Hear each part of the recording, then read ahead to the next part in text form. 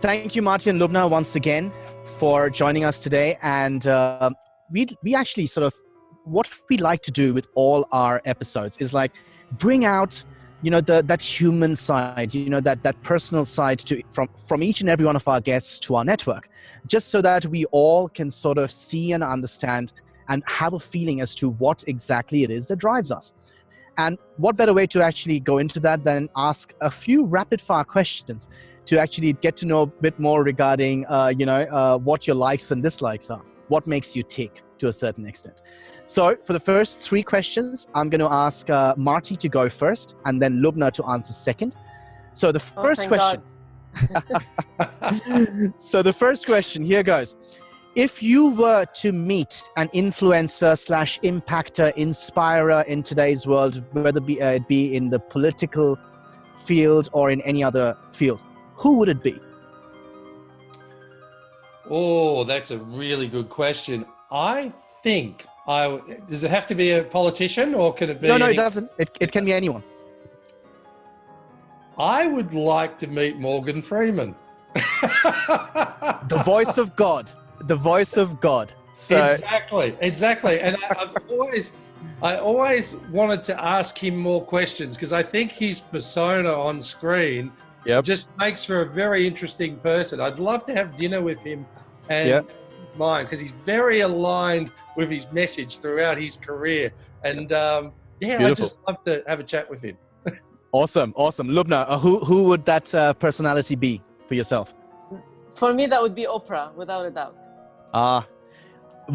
You're not the first person. I think most, about 80% of the women who've actually been on the show, their choice has been Oprah Winfrey. So I mean, that just actually says so much, as to how much of an inspiration she is. So thank you, Lubna, for sharing that.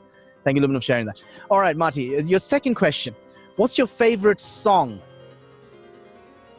Favorite song is The Streets Have No Name by U2, only because where I grew up in Millgrove, the streets didn't have any name.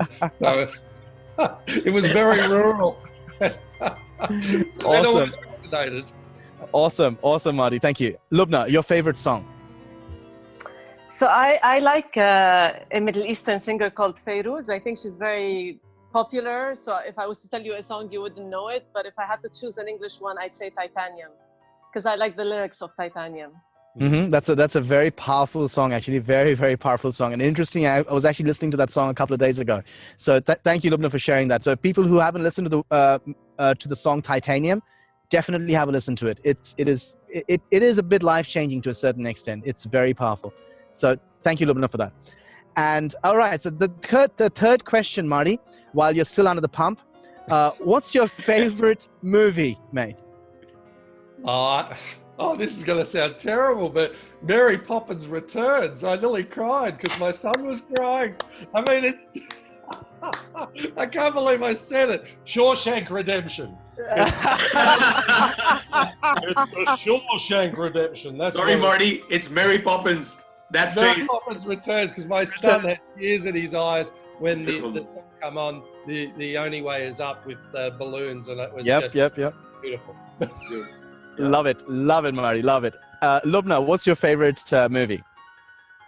So if you wanted a professional movie, I'll say the most recent one I watched, which is the one by Lady Gaga. As you can see, I don't go to the movies often because I have a very busy life. So that was the most recent one I watched. And if you want a movie that's not professionally made, there's one that's available on YouTube called The Shift by a guy called Dwayne Dyer. It's a movie about living with purpose and making the shift from not living with purpose to living with purpose. So that's one of my favorite. I love Lovely. That. Love that. I've got to see that because I've actually managed to see, I think, less than 10 minutes of it. And I've got to make time. And literally, it's got to be one of those midnight to 3 a.m. kind of movies. Yes, absolutely. It's a 2-hour movie. The day, it's impossible. It's impossible. That's very interesting. I have to make time to watch that movie then. Okay, awesome. Yusuf, we could do it in one of our graveyard shift times. It's really good. I've seen the beginning, Awesome. Good. Awesome. Thank you for the suggestion, Lubna. All right. So now, Lubna, you're on the hot seat and you've got 2 questions coming your way with you answering first. So the first question, on your bucket list, name a place where you've not yet visited, but you would love to visit. So I believe it or not, I have nothing on my bucket list because I make every effort to achieve everything on my bucket list. But if I had to pick a place that I would love to go to, I'd say Japan. Mm-hmm. Awesome. Awesome. That is brilliant. Thank you so much for sharing that. Marty, what about you? I want to go to Disneyland with Charlie to see the new Star Wars game park. So that's something that I'd like to do. And I want to do the leadership Disney course while I'm there too. So that's something on the bucket list, that I want to do. Good one. Good one. That is brilliant. That is brilliant. All right, Lubna, if you were to learn a language which you don't know at this present moment, which language would it be? Chinese.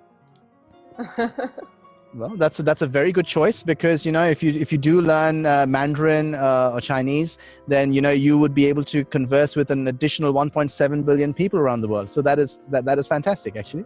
Awesome. What about you, Marty? Yeah, well, I speak German, but French has always been interesting. But actually, I like Chinese as well. I think Chinese is one that I would love to learn. He's just copying me.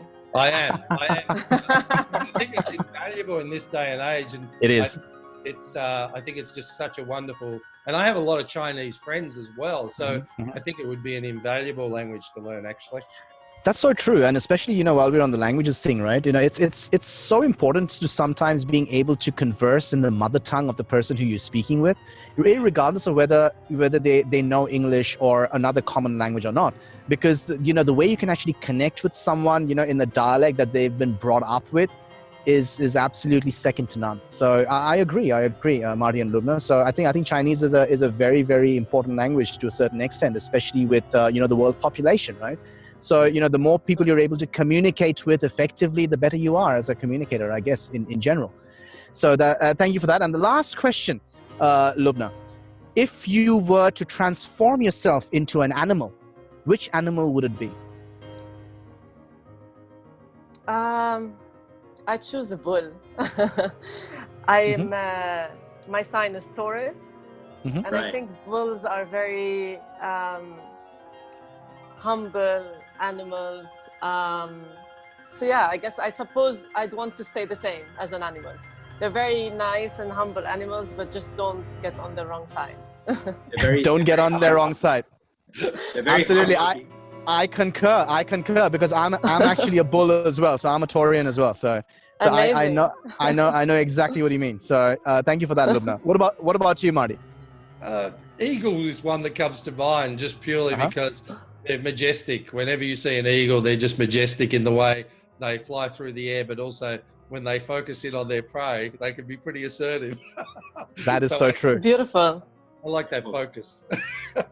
Awesome. So thank you so much for answering your, you know, for giving us your answers regarding these questions that we just asked you.